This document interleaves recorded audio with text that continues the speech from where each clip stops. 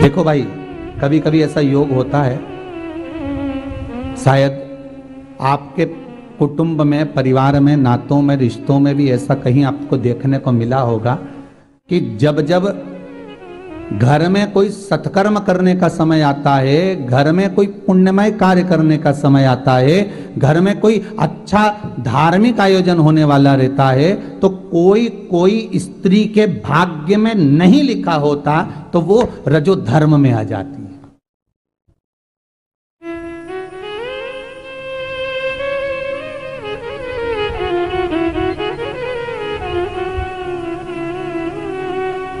तो उसका भी व्याख्यान वर्णन लिखा है। किसके लिए? तो कहा कि वो नारी जिसके मुख से अगर कोई घर में धार्मिक कार्य हो रहा है, सत्कर्म हो रहा है, और उसके मुख से अगर एक बार निकल गया कि नहीं, अरे ये अभी रहने दो, बाद में देखेंगे, तो वो अगर कार्यक्रम होगा भी ना तो वो उसमें शामिल नहीं हो सकती,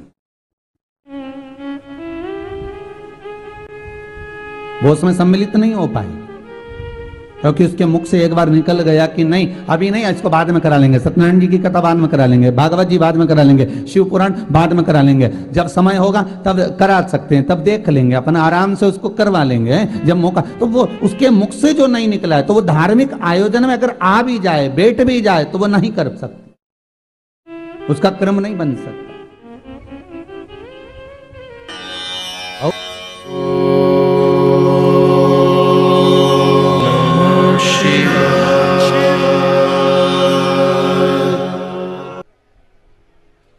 भागवत जी में लिखा है, शिव महापुराण में लिखा है, जग में रहो तो ऐसे रहो जैसे जल में कमल का फूल रहे।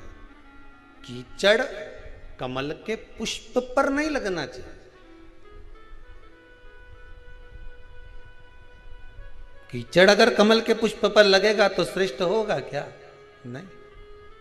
संसार में रहो मना नहीं है, ये झूठे संसार में हमें रहना पड़ेगा, परिवार में हमें रहना पड़ेगा, कुटुंब कबीले में हमें रहना पड़ेगा, सारे परिवार में तुम रहो, पर एक बात का ध्यान रखकर रहना कि हमें संसार में रहना, पर संसार का कीचड़ हमारे ऊपर नहीं लगना चाहिए। कोई तुमसे कह दे कि इससे कोई घर छूटे, इससे कोई परिवार छूटे, के रखना, 2 मिनट में छोड़ दूंगी, 2 मिनट में, तो कहां जाएगी छोड़ के? तो चिल्ला के मैं तो वृंदावन चली जाऊंगी, ने मथुरा चली जाऊंगी, ने गोवर्धन चली जाऊंगी। काहे के लिए जाए? वहां कोई संत मिलेगा, उसकी शरण में चली जाऊंगी। आप लोगों की जो विचार दृष्टि है ना, यही है। बोलो सही है कि गलत है? कोई संत मिले, कोई साधु मिले, कोई तपस्वी मिले, उसकी शरण में जाऊंगी। पर शिव महापुराण तो स्पष्ट मना करती है। शिव महापुराण की कथा कहती है, तुम संत के ढूंढने के लिए वृंदावन काय को जाओ, तुम संत को ढूंढने के लिए मथुरा काय को जाओ, तुम संत को ढूंढने के लिए हरिद्वार काय को जाओ, तुम संत को ढूंढने के लिए मां काशी काय को जाओ, तुम संत को ढूंढने के लिए सीहोर काय को आओ। तुम तो अपने घर में कोई ऐसा संत पैदा कर दो कि दुनिया तुम्हें ढूंढती हुई आए। तुम काय को जा रहे हो किसी संत की शरण में? संत अपने घर में पैदा होना चाहिए।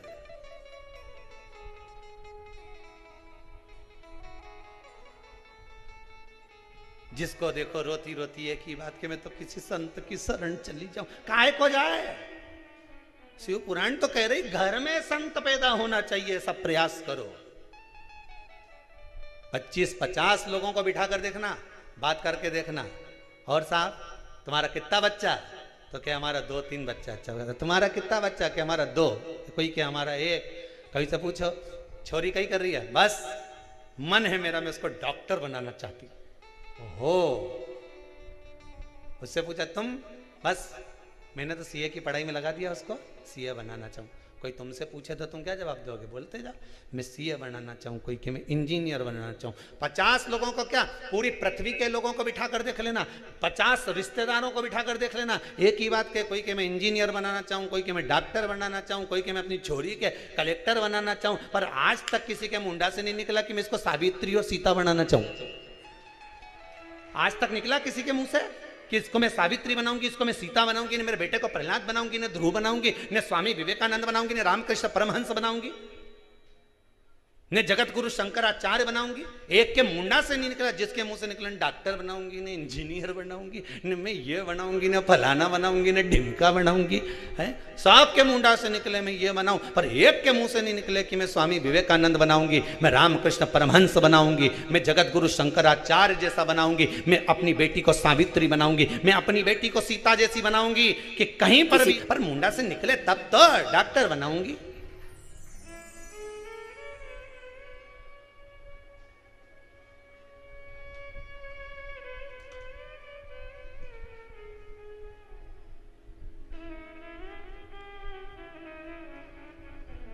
सबको धन दिख रहा है, इंजीनियर बनेगा मेरा बेटा तो खूब जम के बोलो कमाएगा, डॉक्टर बनेगी मेरी बेटी, ये बनेगा तो खूब कमाएगा।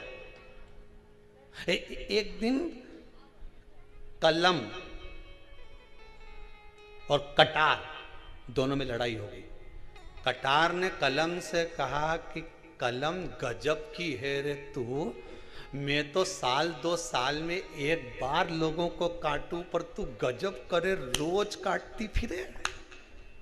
कलम रोज ना जाने कितनों को काट देती है, संपदा नहीं, वैभव नहीं, किसी के यहाँ गए साहब देखना मेरी तबीयत खराब है, कलम ने लिख दिया जाओ ये जांच कराओ, कटा कि नहीं कटा, जरा सा सिग्नेचर करा टेंडर पास, कटा कि नहीं कटा। कटार तो केवल साल भर में 6 महीने में एक बार काटती है, पर कलम तो रोज सुबह से लेकर शाम तक काटती रहती है, ना जाने कितनों को काटती है, कितनों को। दोनों में विवाद है।